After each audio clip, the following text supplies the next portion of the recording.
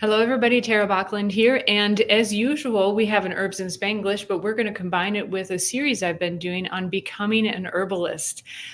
It's going to be a fun combination. Entonces, hoy, en vez de solamente un episodio de Herbs in Spanglish, también vamos a platicar sobre cómo encontrar el camino o su camino de ser un herbalista. Entonces, vamos a empezar. I'm here again with Alberto Carbo, and we both have pretty unique paths, I would say, not necessarily the path in being herbalists, but still could be called herbalists. And so we're going to share our stories today. Estoy aquí hoy como siempre, con mi colega Alberto Carbo para discutir este sujeto. Vamos a empezar. Alberto, ¿qué quieres decir? What do you want to say, Alberto, in this long introduction? No, pues hola, ¿cómo están? Hi, how are you? And welcome to another Herbs in Spanglish. And yeah, I think this was a great idea, Tara, to totally highlight or maybe appreciate two different paths and help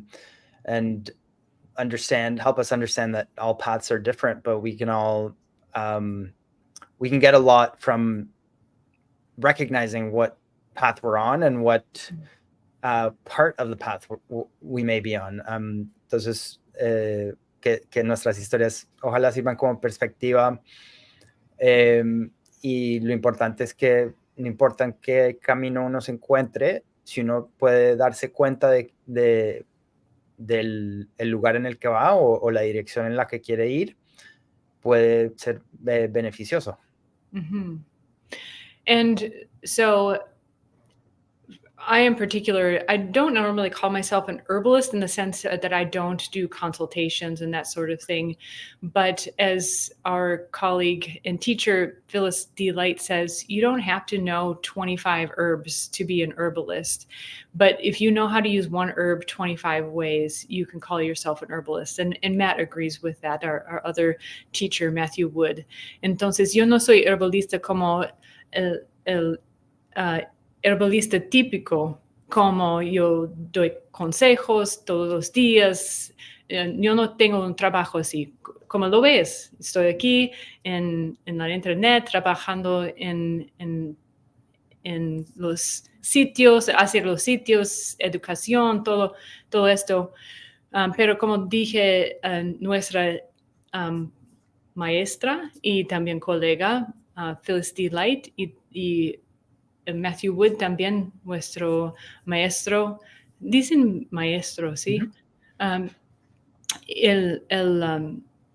Diga también que para ser herbalista no tienes que saber o conocer 25 hierbas, pero si conoces una hierba y sabes trabajar o usar trabajar con una hierba en 25 maneras, puedes ser herbalista.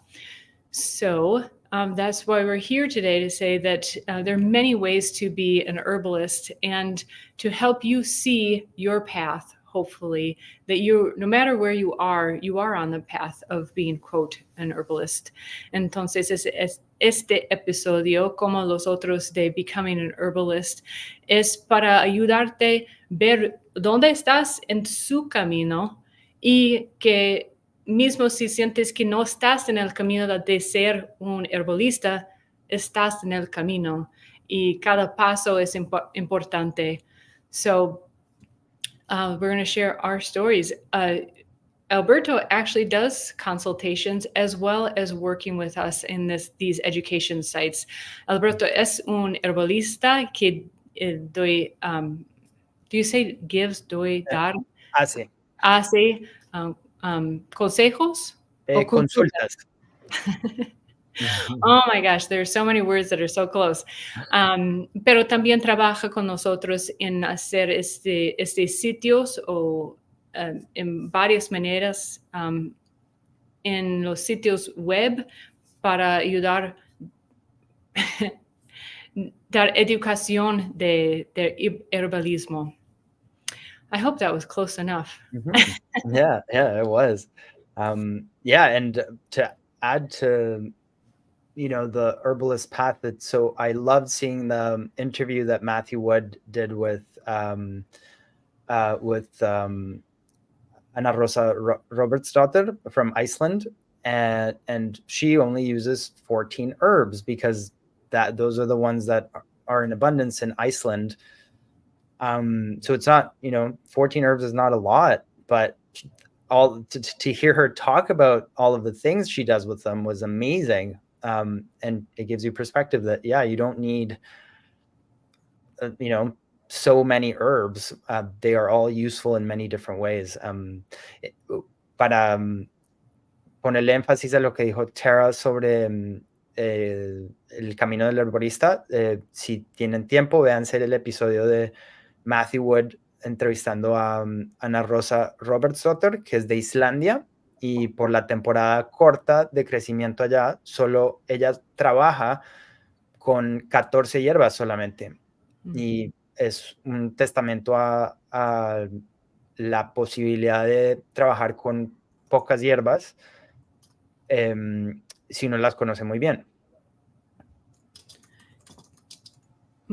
I forgot what I was going to say. I was looking for the interview to put in the chat. Maybe I'll have to remember to do that later. I will do that later.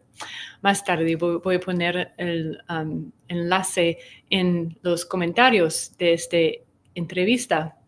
So what I wanted to ask is, you had traveled a lot through South America and even into the Amazon. I remember you saying that there are shamans or herbalists as well there that only work with one herb and could do amazing things. Is that true? Has viajado bastante por la América del Sur, o Suramérica, dicen, sí. Y especialmente por las Amazonias, y han herbalistas en las Amazonias que trabajan solamente con una hierba, ¿verdad?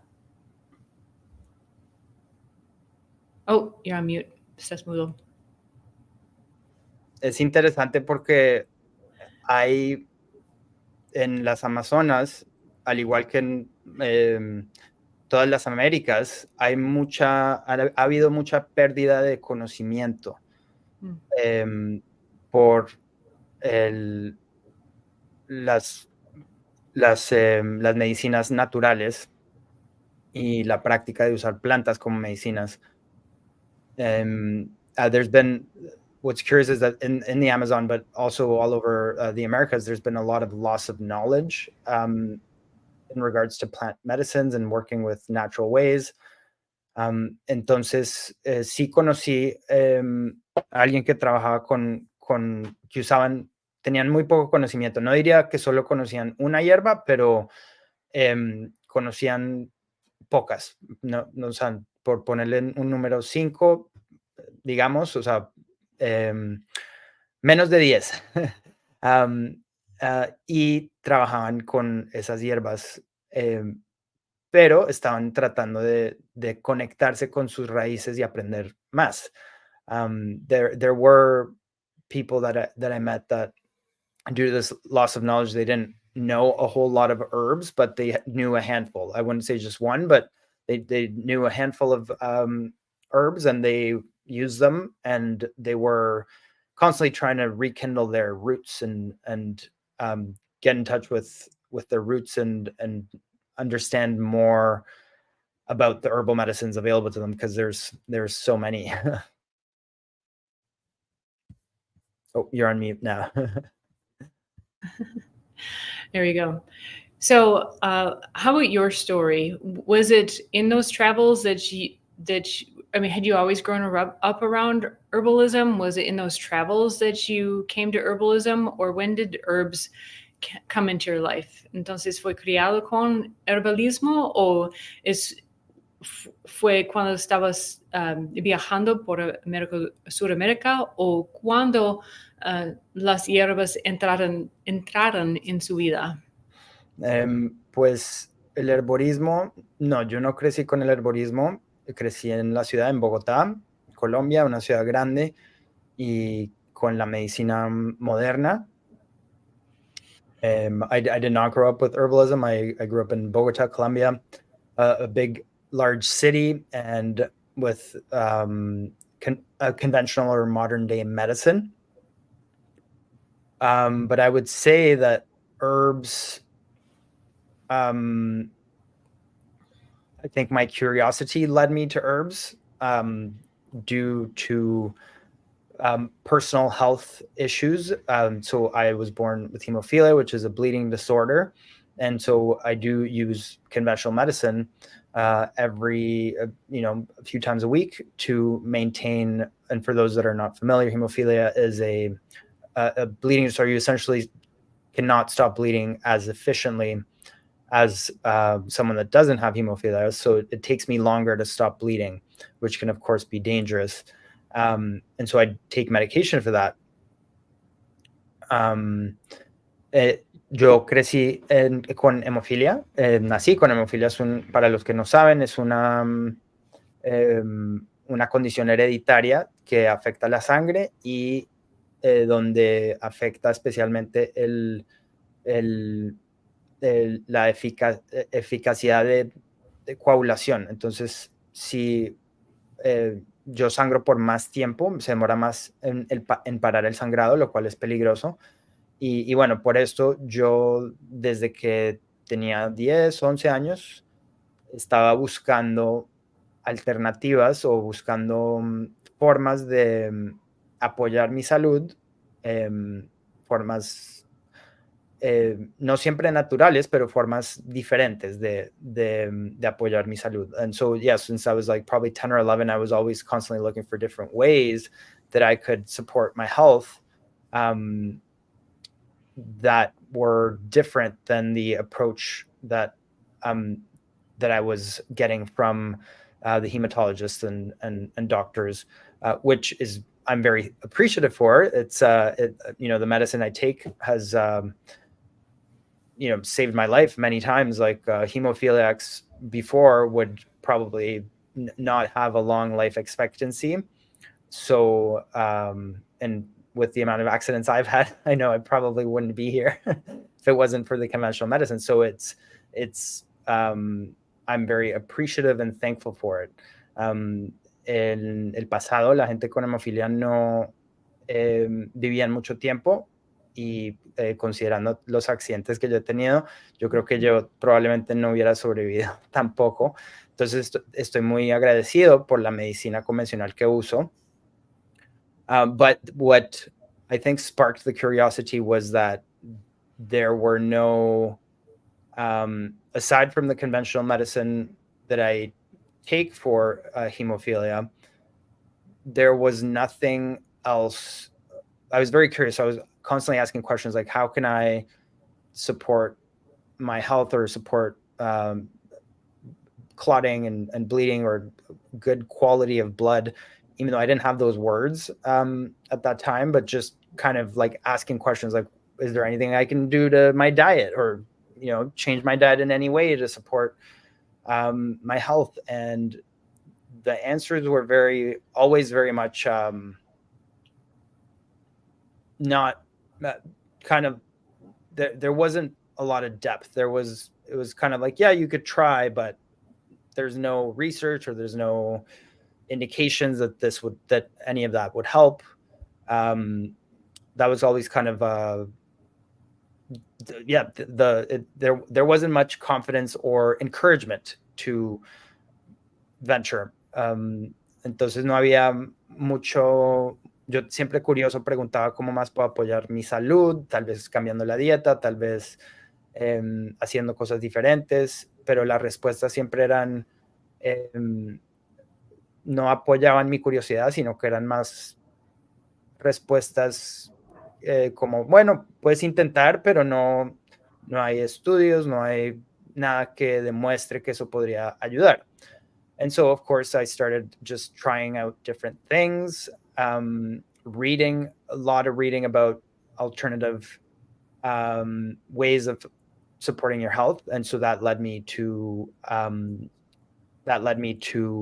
Ayurveda and traditional Chinese medicine, and reading a lot about their history and slowly understanding that they were these vast, very complex systems of healthcare that have been around for thousands of years. And while I still didn't know how that could help me, I couldn't get enough. I just, it was so interesting. It just kept fueling a spark of curiosity and just wanting to know more. Entonces, a través de eso encontré pues primero la Ayurveda, que es la medicina ancestral de India, y la medicina tradicional china. Y pues seguía leyendo y aprendiendo, y aunque no necesariamente aprendía cosas que no necesariamente apoyaban mi salud, pero estaba aprendiendo mucho sobre estas culturas y estos sistemas de medicina antiguos que llevan miles de años, y mi curiosidad cada vez crecía más y más. Yeah, so that's how I would say herbs first came into my life. Of course, once you start reading about Ayurveda and traditional Chinese medicine, you start learning about herbs a little bit. So that's where the first signs of herbal medicine kind of it's when the first when I first kind of understood that, okay, well, these systems used herbs primarily, so maybe there's something there worth exploring further. Esas fueron las primeras veces que entendí, bueno, estos sistemas antiguos usan hierbas, y entonces tal vez hay algo ahí que tengo que explorar más. And yeah, eventually my reading brought me back to the Americas and to something which is more close to my culture, because Chinese medicine, TCM and Ayurveda, they're kind of exotic in a way for people in North America. They're from faraway lands, and there's a whole cosmology and philosophy around those cultures. So there's appeal to that, other than just wanting to know about herbs. But when I found out about ayahuasca and just reading about it online, growing up, I'd heard of it. In Colombia, they call it yahe. So I had heard of it, but it was never something that was popular or that was promoted in any way by people in the circles I grew up in. Entonces, sí, eventualmente, leyendo sobre cosas diferentes en el internet, encontré información sobre la ayahuasca, y esto como que me centró otra vez en algo más parecido, más familiar a mi cultura, porque pues claro, la Ayurveda y la medicina china pueden ser un poco exóticas y tienen sus propias filosofías, historias que son de tierras lejanas. Entonces, cuando empecé a aprender sobre la ayahuasca, nomás leyendo por el internet, la curiosidad se abrió más, porque era algo más familiar y algo que, aunque nunca había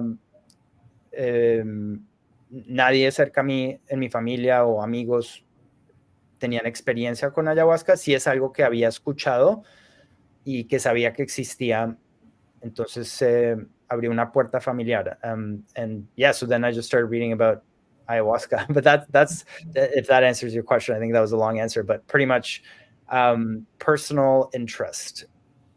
Well, I think it's a good point that, the path to herbalism, or wherever you are, is not a straight path. There are a lot of curves.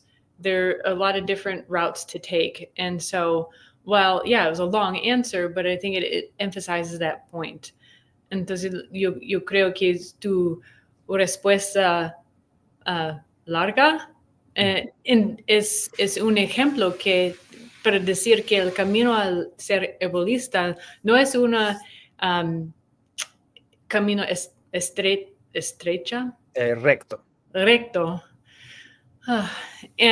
Pero tiene muchas curvas y otros caminos que puedes tomar o encontrar también. Entonces, yo creo que es perfecto. Pero hay mucho más. I know there's a lot more to this. But I have to ask, yo tengo que preguntar, ¿cuál eran las hierbas o otras cosas que ayudaran más con la hemofilia? What were the herbs and other things that helped most with your hemophilia? Yeah, well, at first, so I became intrigued with TCM and Ayurveda and reading a lot about them, but before I got into any of the herbs, I just wanted to understand, how does this work? I had no idea, and I didn't really even, like, that was when I first started kind of realizing, oh, there's a holistic perspective to these traditions, which is different than our modern day traditions. So a lot of it at first was wrapping my mind around, like, okay, what is holistic, and what paying attention to and noticing that these traditions take into account the whole body, and emotions, and everything that's going on with a person. So I wasn't even getting into herbs. I was just kind of understanding, like, okay, yes, and exploring my own issues through that lens. So instead of just thinking like, oh, I have a genetically inherited bleeding disorder, like, okay, well, how does that make me feel, and how can I improve the way I feel about it? And so not even looking at herbs, but just understanding that there was more to my life experience than just symptoms, but that there was a whole kind of that it affects me on a whole level. And so and that took years to really sink in and understand. Sí, al principio no, las hierbas ni siquiera estaba leyendo sobre las hierbas, estaba más leyendo sobre la filosofía de estas tradiciones, y empezando a entender que estas dos tradiciones en particular se acercan a la salud de una perspectiva holística. Entonces toman en consideración todos los aspectos de una persona, incluyendo las emociones. Y entonces empecé poco a poco a entender que la hemofilia no solo es algo que me afecta físicamente, entonces empezar a ver mi condición de una forma más holística, de una forma más, y empezando a tratar de cambiar la perspectiva, mi propia perspectiva hacia eso. Yeah, so herbs were not even really, because I didn't understand anything about herbs. I just, I did read some about them, but I didn't know how to use them, where to find them. So it was, to me, that was kind of off limits. At first, it just seemed so, it seemed like I would be irresponsible for trying. Entonces, sí, al principio parecía que tal vez sería irresponsable para mí de probar, por lo que no conocía nada sobre las hierbas y no las entendía para nada. Yo creo que es un otro episodio de cómo más o menos trataste de su hemofilia. It sounds like it probably is a whole other episode to talk about how you're currently treating your hemophilia, for those who I'm sure really want to know. But a similar question, because usually I go like in a linear order when we're doing these interviews with becoming an herbalist, but I think there's some interesting stops that if I don't ask the question, people will be like, oh my God, I want to know.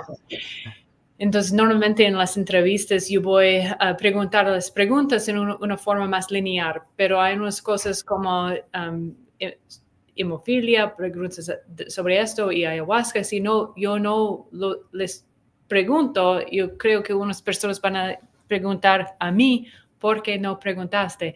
So how important, or what role did ayahuasca play in your path to becoming an herbalist? ¿Cuál era el papel de ayahuasca en tu vida, en su camino de ser herbalista? Sí, pues primero fue fundamental. It was foundational, absolutely. Al principio solo leí sobre la ayahuasca, entonces abrió la curiosidad de una medicina ancestral, se ha usado por miles de años, no sabemos cuánto tiempo. Y Pero no fuiste a Sudamérica buscando ayahuasca, ¿sí? sí, entonces, pues entonces embarqué en un viaje con mi esposa en Sudamérica y una de mis metas era probar ayahuasca. And so after finding this out about ayahuasca and reading about it for a couple of years, probably, my wife and I embarked on a backpacking trip through South America. We started in Colombia and we traveled for 2.5 years in total. But one of the goals at the onset of the trip was to find ayahuasca. And soon I realized that it had become popular, and I knew this just through the internet. But being in South America, especially in Peru and Colombia, Ecuador as well, but especially in Peru, there are many people who offer you ayahuasca at the plaza, at the bus stop, at any tourist place. Really, there's a lot of, hey, you want to do an ayahuasca session? It's this much. And all of that seemed kind of commercial and not, it didn't appeal to me. Even though it was one of my goals, there was something about that just didn't feel right. Entonces, en Colombia, en Ecuador pasa esto, pero en Perú más que todo te ofrecen ayahuasca al bajarte del bus, en la plaza, en cualquier lugar turístico. Y aunque era una meta de probar la ayahuasca en el viaje, y a pesar de que me lo ofrecían a menudo, no se sentía muy bien la oferta, se sentía un poco comercial. So we just kept traveling, and we eventually stumbled upon a place called Dos Mundos. It's called Dos Mundos. We stumbled upon a place called Dos Mundos, and that's a whole story on its own, but a whole series of coincidences that happened, and we stumbled upon this place. And the curandero there, whose name is Pepe, he does a full dieta.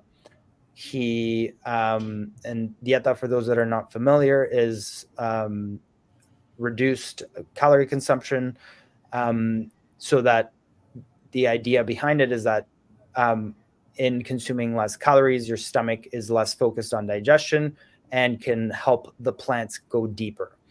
The ayahuasca as well as other plants. And so he works with ayahuasca and other plants. Entonces, bueno, a través de una serie de coincidencias, que es otra historia completa, conocimos a un señor llamado Pepe Ordóñez, y tiene un centro de salud integral llamado Dos Mundos.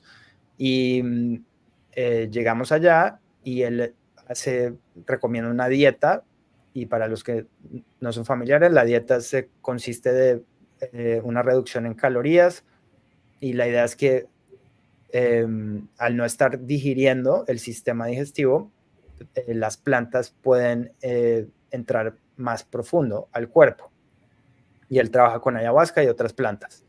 And yeah, to make the answer not so long, I would say that it helped in so the most physical improvement after drinking ayahuasca was nosebleeds. I had nosebleeds every day my whole life, since as far as I can remember, and they were pretty bad. I would sometimes swallow blood for 2 or 3 hours a day, and that was just my everyday reality. But ever since I drank ayahuasca for the first time, my nose hasn't bled since then.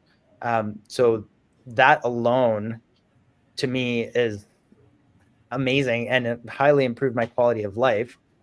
And that's just the one thing that it did. La cosa, digamos, principal, lo más evidente física con la cual la ayahuasca me ayudó fue que frenó o paró los sangrados de nariz. A mí me sangraba la nariz todos los días y hay veces 2, 3, 4 horas seguidas y yo simplemente tragaba la sangre para poder continuar con mi vida y después de tomar ayahuasca una vez, mi nariz no ha vuelto a sangrar.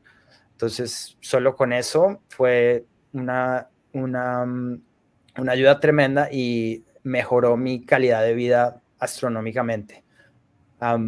Yeah, so that was, yeah, besides that, it opened my mind to the possibility that plants have very powerful medicine, which is, I think, a concept that I was already open to. I was already maybe accepting of, but I lived it. And so it was like from that moment on, I knew like, wow, like plants are incredibly powerful medicines or substances that we can use as medicine. So from that point on, even though I still didn't know the word herbalist in English. And I didn't know that there were people who practiced herbalism in North America or in, quote unquote, the Western civilized world. Mm-hmm. But from that moment on, I understood on a visceral level that, yeah, herbs or plants are powerful substances and they're great as medicine. Sí, la otra cosa es que desde ese momento entendí visceralmente que las plantas son sustancias poderosas que podemos usar como medicina, aunque todavía no conocía la palabra herborismo o sabía que había gente que practicaba herborismo todavía en esta época tan avanzada, digamos, o tan avanzada. Y después de eso ya entendí que las plantas son una medicina increíble y son sustancias muy poderosas que podemos usar para ayudarnos o apoyar nuestra salud. Yo recuerdo una historia también que tuya, que en este viaje tuviste una otra experiencia con las hierbas o con una hierba que es de lo que yo recuerdo salvó tu vida. And so I remember another story, and not that you have to tell the whole story, but I think it's like another definitive moment that there was another herb that basically saved your life.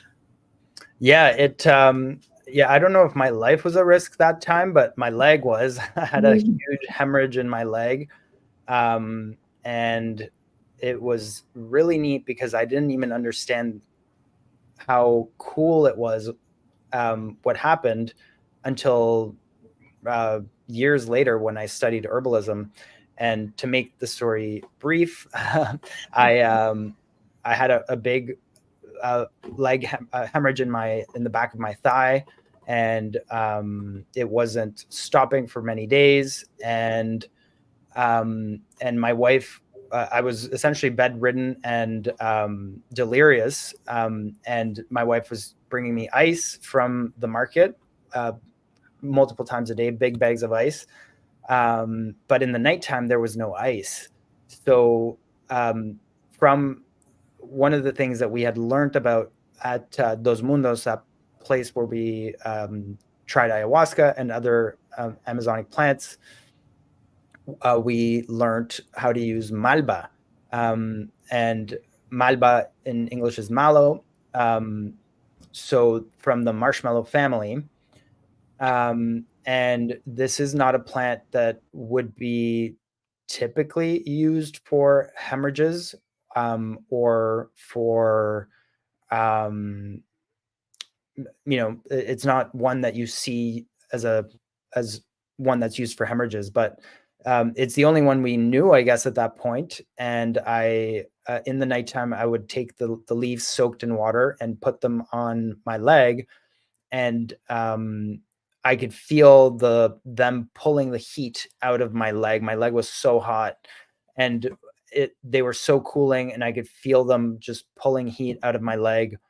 I really think they help to essentially stop the bleeding. Entonces fue en Perú y tuve una hemorragia en mi pierna, en mi muslo, y no paraba de sangrar por varios días, y aunque no creo que estaba a riesgo de perder mi vida, pero sí en riesgo de perder mi pierna. Habíamos aprendido en 2 mundos, con Pepe habíamos aprendido a usar la malva, que se usa en el herborismo occidental y se conoce como marshmallow. Y en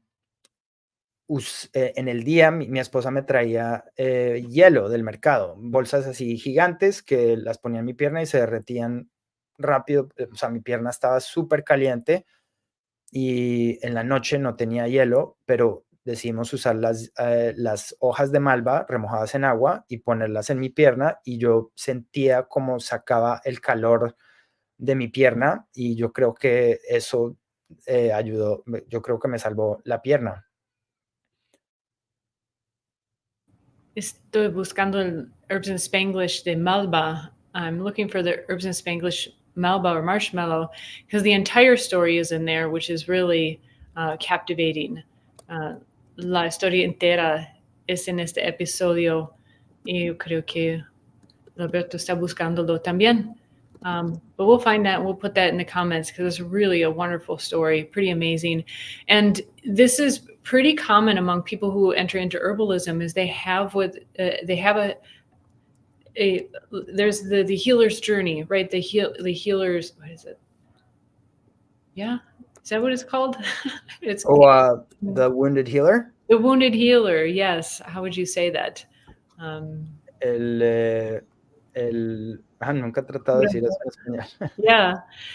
Entonces, esta historia tu historia es muy impresionante, es muy interesante, pero también es común de una manera para los que vuelven a ser herbolistas, porque es normalmente un caso así que tiene un problema muy, muy grave para la persona y la medicina typical no tiene soluciones. So there's usually not a solution in our typical allopathic medicine, and the herbs are what really helps. And so likely if you're listening to that, you've probably had an experience like this already. And so the other thing, so when you got back from your travels, was it in your mind right away, like, I need to learn more about herbs, I need to or how did it take off from there? Entonces, cuando regresaron al Canadá, ¿qué pasó? ¿Estabas buscando clases o qué hiciste? Porque cada camino es diferente. Sí, digamos que hubieron distracciones. Pues primero que todo, tenía que trabajar, no teníamos plata. Entonces, lo primero fue volver, yo antes de ser herborista trabajaba en restaurantes. Entonces volví a trabajar en restaurantes. Y lo curioso es que yo creo que no imaginaba que hubiera algo como lo que experimenté o lo que viví en la selva amazónica. Creo que, o sea, de alguna manera yo pensaba que eso solo existía allá. So came back from traveling, needed money, so went back to the restaurant industry. That's where my career was, I guess, before becoming an herbalist. And so I just went back to the restaurant industry, and it never even crossed my mind to study herbs or anything like that, because in a way it's almost like I was under the impression that only existed in the jungle. I had no idea. Probably a quick internet search, I could have found something, but it didn't even occur to me to to look. I'd never heard of it. I thought it was a thing of the past in the modern world. Yo pensaba que era algo del pasado, algo ya, digamos, extinto en el mundo moderno. And so, yeah, so a few years went by working in restaurants. Luckily, I got a job in a restaurant where I was also managing a garden. So I was connecting with plants in that way. And I'd been gardening before that and throughout my travels. So, and I knew I really enjoyed that. I definitely think that was enhanced after my experiences in the jungle, in which I just enjoyed connecting with plants probably more than I did before. Me conseguí un trabajo en un restaurante donde también manejaba un jardín para el restaurante, y eso creo que ayudó mucho, y poco a poco entendí que gracias a las experiencias en la selva apreciaba mi conexión con las plantas mucho más. Entonces,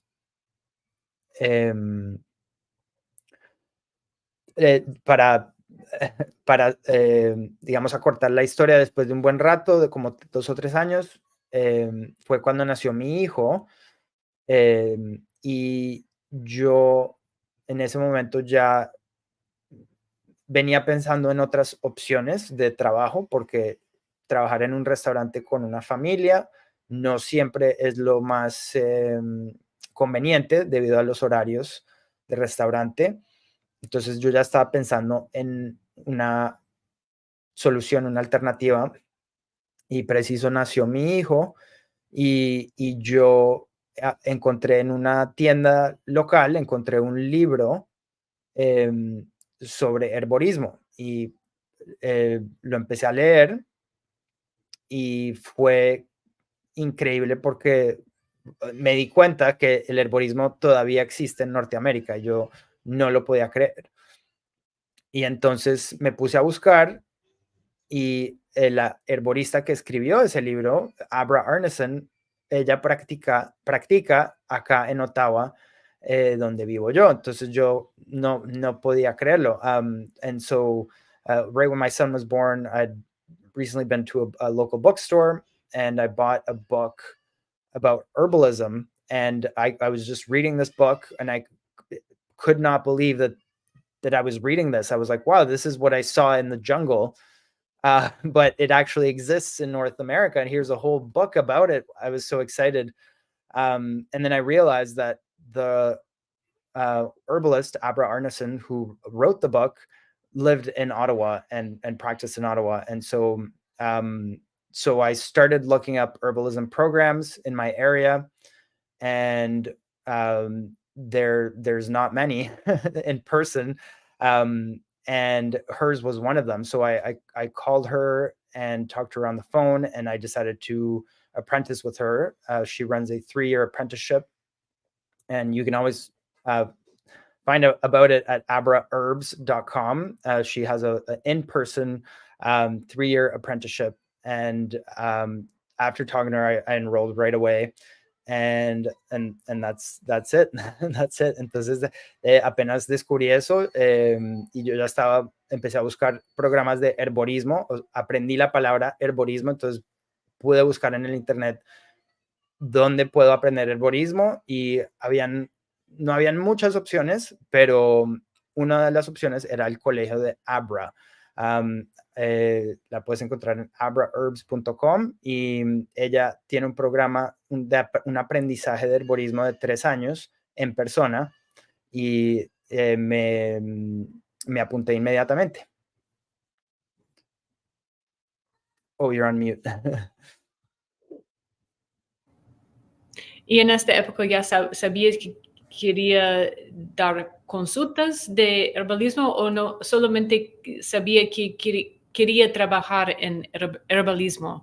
So did you know from the start that you wanted to do herbal consultations, or did you just know that you wanted to be in herbalism and just enrolled? Yeah, I don't think I knew. And in a way, I think I kind of put that aside. Like, I think the whole taking clients was daunting. It was kind of scary, right? Because it's and it's something I'd never done, right? I'd been working in restaurants, and I'd been working in cooking and bartending, so I definitely had people skills, but I didn't think when I thought of it, it was too much. So I kind of put that aside, and I was very much interested in learning it for myself. But as I got more into the apprenticeship, I realized that that I did want to do that, and that I could, because I saw the value in herbs for myself. I figured if I can help other people with herbs or with plants, then I think I would want to do that. And of course, having the support in the apprenticeship to learn how to take a consultation helped to make that less daunting. Yeah. Sí. Entonces, no, creo que al principio era muy pensar en hacer una consulta con alguien era algo como casi miedoso, porque no tenía ni idea cómo hacerlo. O sea, trabajando en restaurantes como cocinero, como bartender, tenía contacto con personas y soy una persona muy social, pero ese hecho de tomar a alguien como un cliente, como que me daba nervios. Pero poco a poco me di cuenta que sí quería, porque entendía el valor que las hierbas y que las plantas aportaron a mi salud, y pensé, pues, si puedo ayudar a otras personas a conectarse con las plantas para que reciban la misma ayuda, ¿por qué no? Y pues en mi aprendizaje de herborismo nos dieron las herramientas para poco a poco poder tomar una consulta. Entonces, ¿cómo llegaste a trabajar en un negocio de internet? Entonces, how did you end up then working with a company, an online education company in herbalism, of course? Yeah, well, I just graduated from my apprenticeship, and I opened up my herbalism practice. And as with any business, it takes time to grow. I have at that time a son, and then I had a second child on the way. So as a parent, you can't just take your time to make your business grow. You have to pay bills. So I was looking for other work, and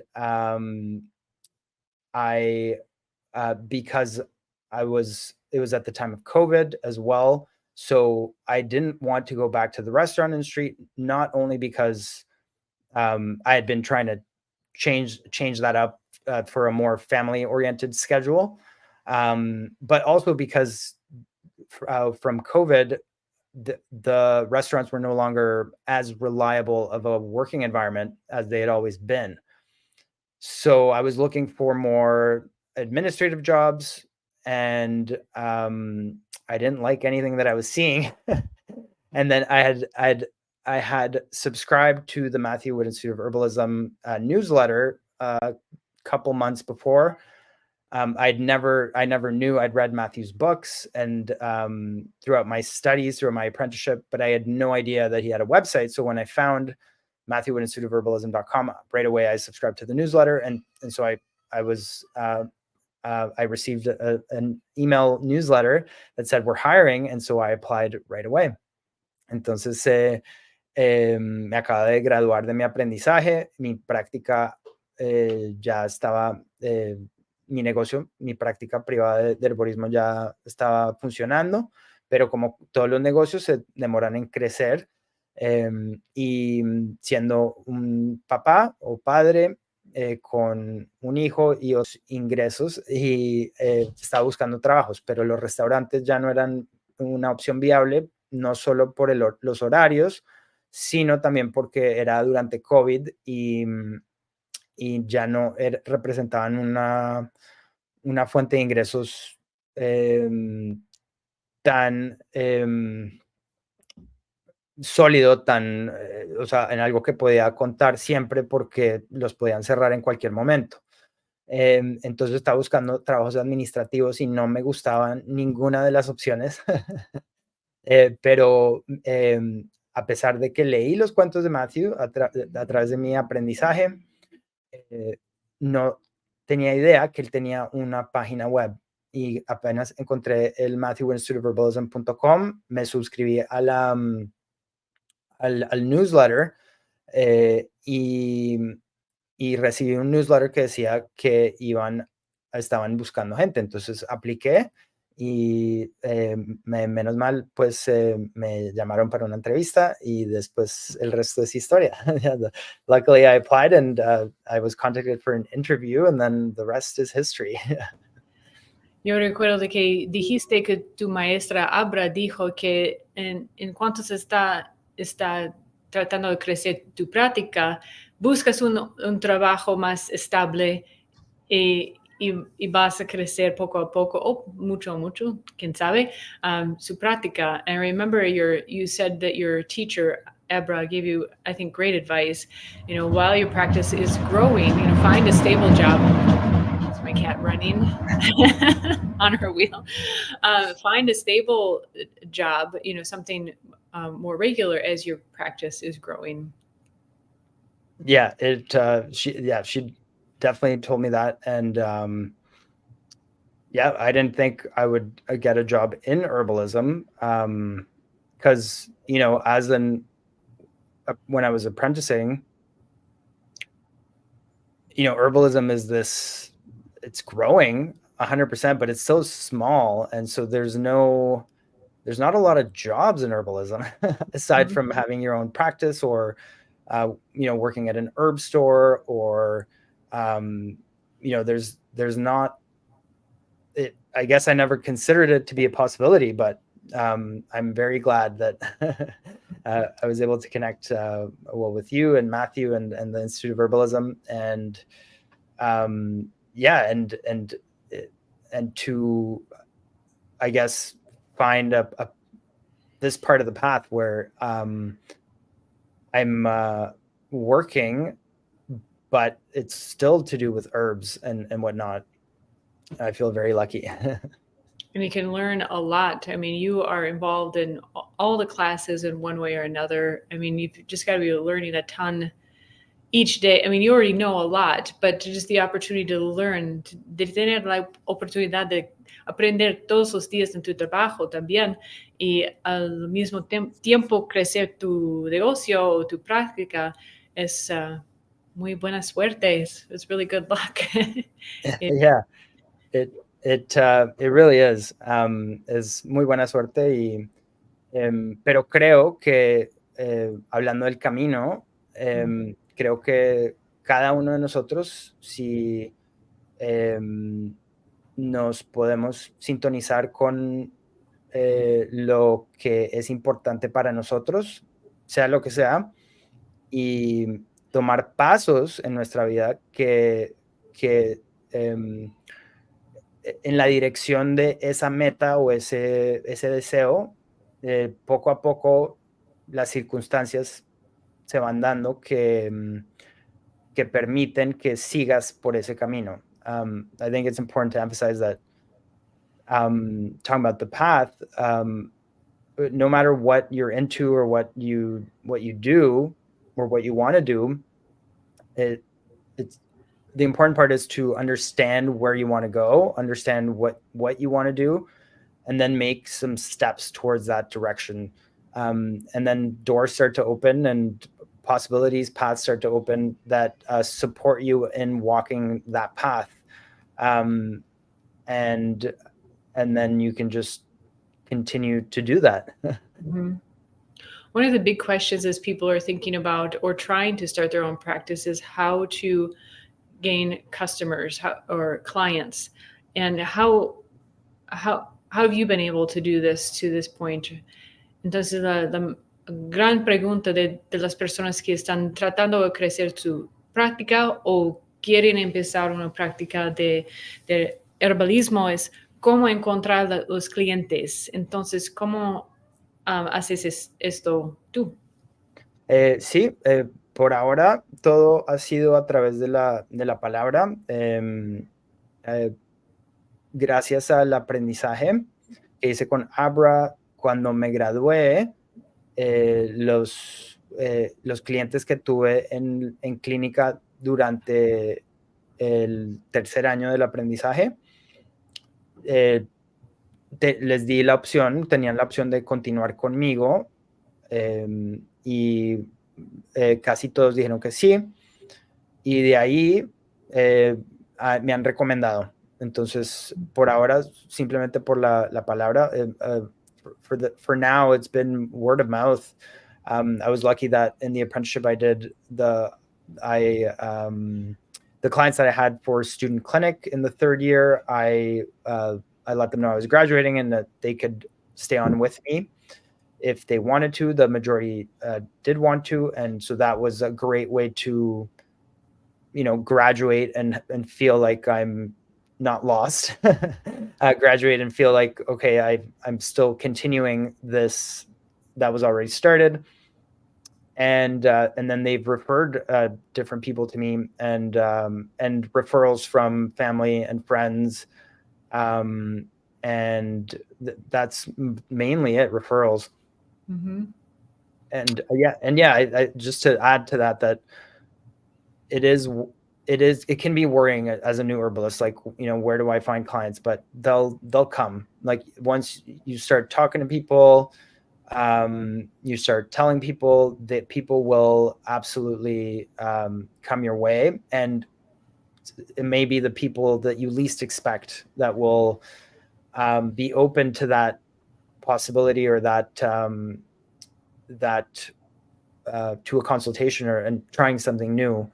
Entonces, puede ser preocupante para un nuevo herborista de pensar en de dónde vienen los clientes, pero van a llegar, y a medida que vas empezando a hablar y conectarte con la gente y contarle a la gente sobre lo que haces, la gente se interesa. Entonces, no hay que confiar tal vez un poco en que eso va a pasar. I guess it's having a bit of trust that will happen. It certainly is. How about in conclusion? I haven't done this yet with any other interviews, because I think this just came to mind. Esta idea entró en mi cabeza ahora mismo. Para concluir, vamos a discutir or brainstorm. What would you say for brainstorm? Is it a direct translation, or does it have its own phrase? Discutir. Ideas sobre otros trabajos o negocios en cómo usar el herbalismo. So what are some other jobs or businesses that we've seen or can imagine? Because in our work, we encounter a lot of people and doing all sorts of things. So maybe in conclusion, let's just name off some ways that we've seen people using herbalism professionally and personally as kind of a given. So recently, for example, I'm going to grab it real quick. Actually, there's a woman in California, and she just sent me some samples, so I'm going to give her some props here. Una mujer en California me dio unos, how would you say, samples? Unas muestras. Muestras, gracias, de sus productos, pero son productos del mar.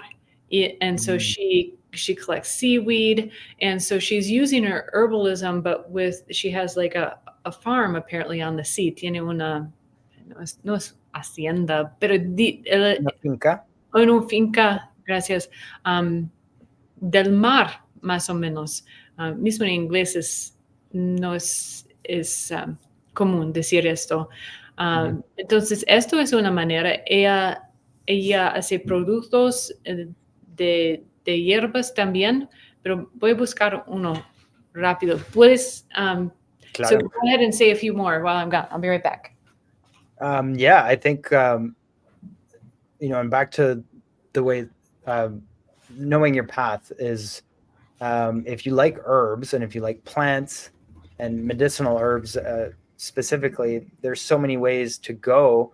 And yeah, having an apothecary is one of them. So, you'd want to know about how herbs can help the body. You'd want to know about the different plants, how to identify them. You'd want to know essentially everything that a clinical herbalist knows, but you wouldn't necessarily be taking on clients. You wouldn't be focused on taking on clients, but rather making medicine, plant medicines that you could sell to either probably primarily other herbalists or the general public. Entonces, hablando de los caminos de herborismo y la gente, si te gustan las plantas y específicamente las plantas medicinales, hay muchos caminos y uno de los ejemplos es tener un apotecario. Entonces, un apotecario involucra el conocimiento sobre las plantas, identificarlas bien o correctamente, y cómo prepararlas y para qué funcionan o cómo ayudan el cuerpo. Entonces, básicamente todo lo que conoce un herborista clínico, con la diferencia de que uno no toma clientes, sino que prepara las medicinas fitoterapéuticas y las venden probablemente primariamente a otros herboristas o al público en general. Y no tienes que hacer productos de todas las hierbas, no tienes que vender o hacer productos de 50 hierbas, puede ser solamente 5 que eres una especialista en unas hierbas específicas o que crecen in su hogar. So you don't have to have an apothecary or sell products of 50 products. That could be overwhelming, but you could specialize in, let's say, 5 products or something that's really more specific to you. So I'll show, for example, por ejemplo, estas muestras que recibí. Donna, que tiene una finca al lado del mar, yo imagino que ella collect or harvest. I don't want to say the wrong word, so I'm going to ask you. Cosecha.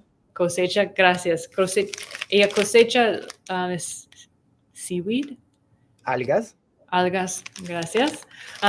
Del mar. Entonces, she's a specialist, es especialista. Entonces, también tenemos productos de rose hips, un aceite, y también té. And so she has a few specific products, or she makes this sesame seaweed salt. And so she's specialized and she's working in her main product into a combination, something more that she specializes in. Entonces, como ella es especialista, se llama Donna, tiene un producto también de sal, que es de alga, sal y yo creo que sesame, ¿sí? Sesame. Ajonjolí. Ajonjolí. Gracias. I'll have to put that one on my flashcards. And rose hips, un aceite de, I don't know how you say rose hips. Rosa mosqueta. Rosa mosqueta. Gracias. So you puede ser especialista de productos de piel. You could make skin products. There's a lot of people that do that. But you may be a special condition, so maybe you've cured your rosacea and you know what products helped you, and so you maybe specialize in skincare for rosacea. Entonces puede ser productos también que eres especialista en productos para la piel, pero no en general, a lo mejor para una condición que trataste en su piel, por ejemplo, rosácea. Gracias, estoy aprendiendo muchas palabras hoy. So, okay, just in the last few minutes, because we've gone a long time here. I would imagine also there, like you said, a shop, una tienda, claro. Simple si tiene una tienda online, a lo mejor puedes trabajar en un hogar así. There's so many. Maybe, Yeah. go ahead.